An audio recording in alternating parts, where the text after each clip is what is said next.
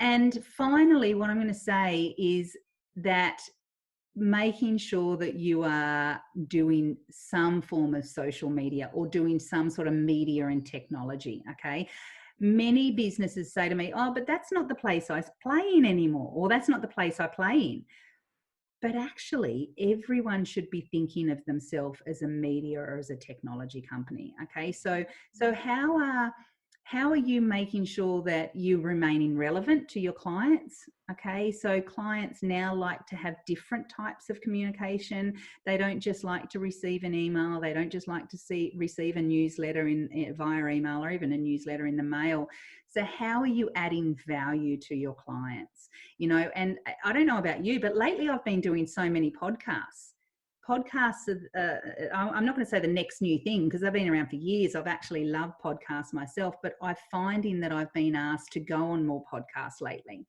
And I think that's because the businesses that are asking me is they're asking their clients, how can I add value to you?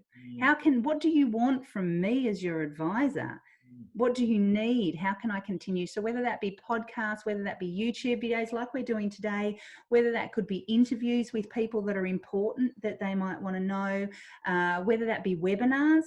I know many companies that are offering amazing webinars to educate clients around, say, self-managed super funds or, just the markets and things like that. So how are you adding value to your clients through the use of media and technology, because that is our new world? There's a lot that you there shared with us, and value indeed.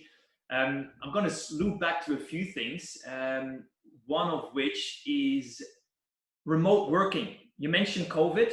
We obviously talked about some of the challenges. We talked about leadership and all of this. You talked about how the business owners really need to focus on the high value tasks and outsource the nitty-gritty stuff to other people. So how do we go about remote working? What are some tips that you can now, right off the bat, give to people that are watching this that run a financial services firm? Yeah, great question. Great question. I wish I'd looked at my presentation that I did on remote working. So that and that is actually part of the leadership program, is how do we manage hybrid teams going forward? Because we know now that some people actually enjoy working from home. Some people enjoy working in the office. And then we've got these people in the middle that actually go, I want to come into the office a couple of days a week and I want to work from home a couple of days a week. So we've now got leaders that are actually having to manage hybrid teams, okay? So there's a couple of things that I'll say around that is, one, you need to change the way in which you communicate. Okay, the way in which you communicated previously, it does not work for hybrid teams. So what's your communication strategy now going forward? So how are you going to communicate your weekly check-ins? How are you going to do Zooms? How are you going to either have face-to-face? How are you going to work to make sure that no one misses anything? Because we no longer get to have those water cooler moments anymore. Before, when we were all together, I could be walking down the aisle and I'd go, oh, John, don't forget that. Or, but we don't have that option anymore. So how are we going to do that? So I'm often working with leaders around get that right strategy in place. Okay. And one thing I will say in this point is, it's not about you as the leader coming up with those decisions. That you don't have to do that. Go out to your team and ask that. The second, I think the most important point when it comes to hybrid teams is, how are you making sure the team feels like they're one? Okay, how are you making sure that connection's still there? Many people we know throughout this virus is people have felt very disconnected. So we need to make sure that connection is there. So how are they going to do that? And that can be done several ways. That again, you can do. I know people that are doing Zoom drinks. I know people that are having afternoons on Friday. Everyone gets together.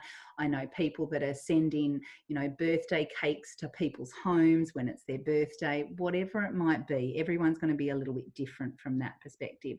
So really making sure the connection is there, making sure that your communication is there. But then third, how are you going to measure success now? What does success look like? Okay, we can't just assume that people are going to work the same as what they did previously. So how do we measure success now as this new looking team? Okay. And then probably finally, how do we really get people to make sure that they're still being coached, trained, and developed? Okay. Because out of mind, out of sight, okay, very easily to fall into. One of the things that I found leaders did in the very beginning was, well, not even in the very beginning, probably 2 months after COVID hit, they were forgetting about connecting with their staff. So they weren't developing, they weren't training, or they weren't coaching. Now more than ever, coaching, training, and development, it cannot be stopped. Okay. So how does that look? Now, previously it might have looked like a 1 hour session with your teammate in an office, in a room. Okay. Whereas now I don't recommend 1 hour anymore. I recommend 30 minutes or 45 minutes, 15 minutes as well. So it just depends.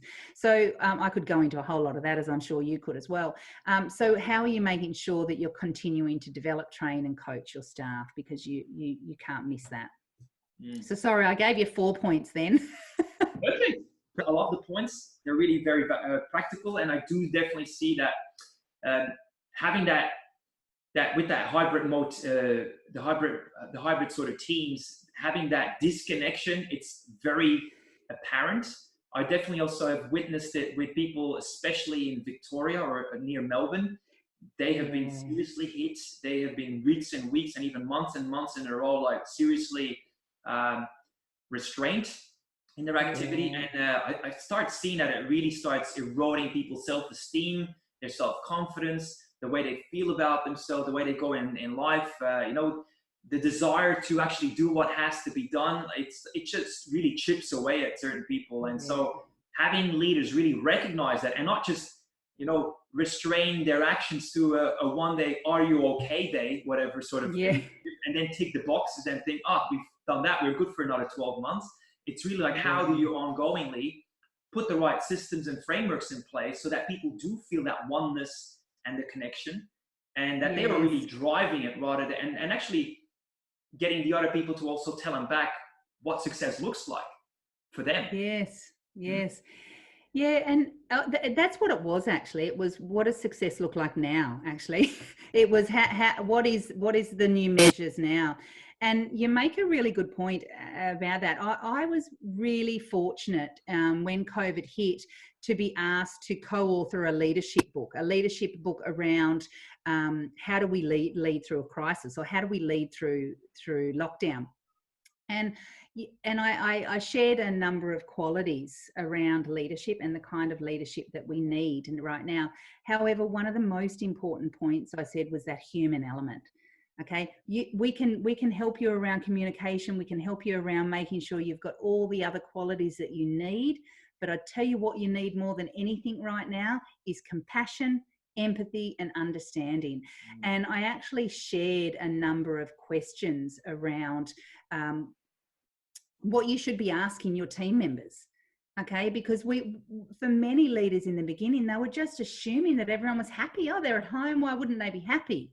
And they actually didn't realize what actually was happening in their home as well. So it comes down to that human element for sure.